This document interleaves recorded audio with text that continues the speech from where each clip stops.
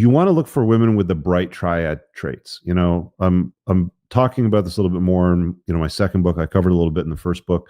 But you want to look for women that have good personality traits, right? That are willing to process things, that are willing to be insightful and look at themselves, to take ownership.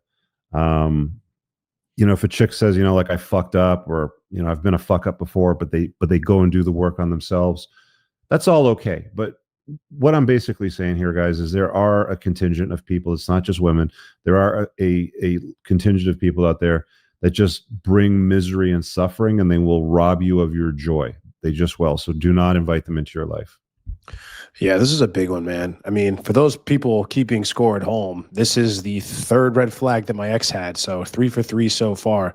I think by the time we're done, at least 2/3 will have been represented. I'll have stories for all of these. So that's why this stuff resonates with me so much. But yeah, man, the black cloud is for real. And it's a manifestation of other things that are going wrong in a woman's life. Again, no good relationship with her dad, doesn't have friends, or if she does have friends, they're backstabby and they're gossipers, and they're always talking about this drama and that drama, and who's talking about who, or who drank too much and threw up on somebody's shoes or whatever.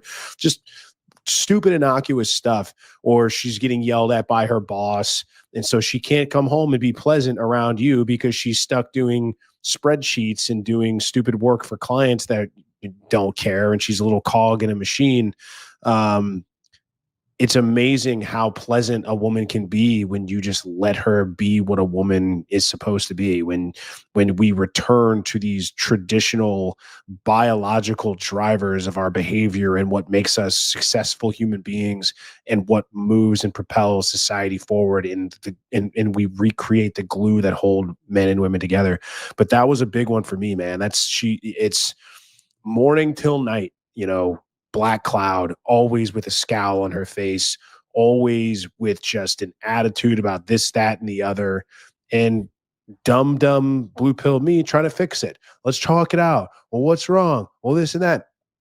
Versus, I've talked about this, I think maybe in a previous ladies' night, and it's like, now I'm in a completely different person, completely different world, but the problems, especially the problems that a lot of women get all up in arms about, they don't matter, right?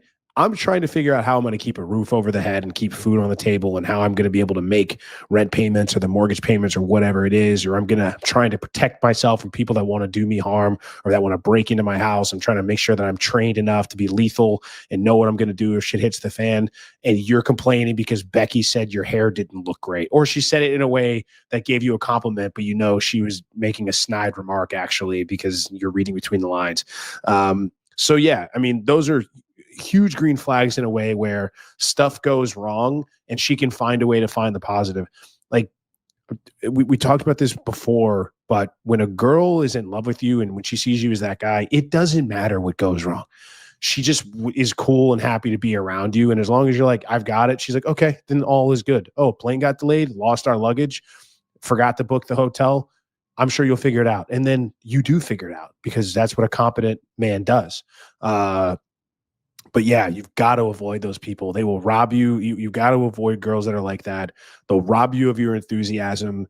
It's a cancer that will just infect your life, rob you of all joy, and you'll just become a soulless husk, like every man who she's interacted with before you. So, when you find that out, if it's always something to complain about, if she's always venting or complaining, or there's always something wrong, yeah, you just can't do it, man. You got to cut bait. You can't be around people. This doesn't even go for girlfriends. This is friends and guys that you hang around with as well.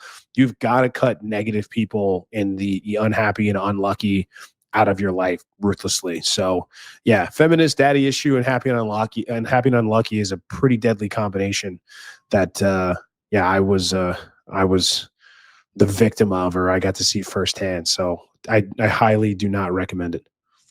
I can't wait to hear the rest of the story. So another thing that you guys can look for when it comes to the unhappy, unlucky is resting bitch face. If you don't know what this is, there's actually a video.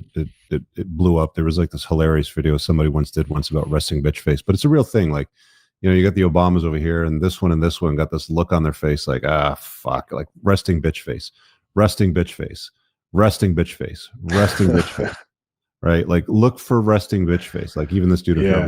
resting bitch face, resting bitch face, No, resting I was bitch just face, having a conversation about this the other resting bitch day. face. It's because a lot of women will say, "Oh, I have RBF and that's just my face." It's like, no, that is your outside reflecting your inside, which is an unhappy bitch. Like Yeah, that's all that is. Like if you're a happy person, you don't look resting like bitch that. You face. don't have that, you're posing for the camera. That's obviously a setup. But, Yeah. like all these women are taking selfies and go, I have resting bitch face. It's like, no, you'll know when you see it. Like they can't hide it. If you see that scowl, like, oh, that's just my face. It's like, no, I know that you are actually a bitch and I don't want to be around you.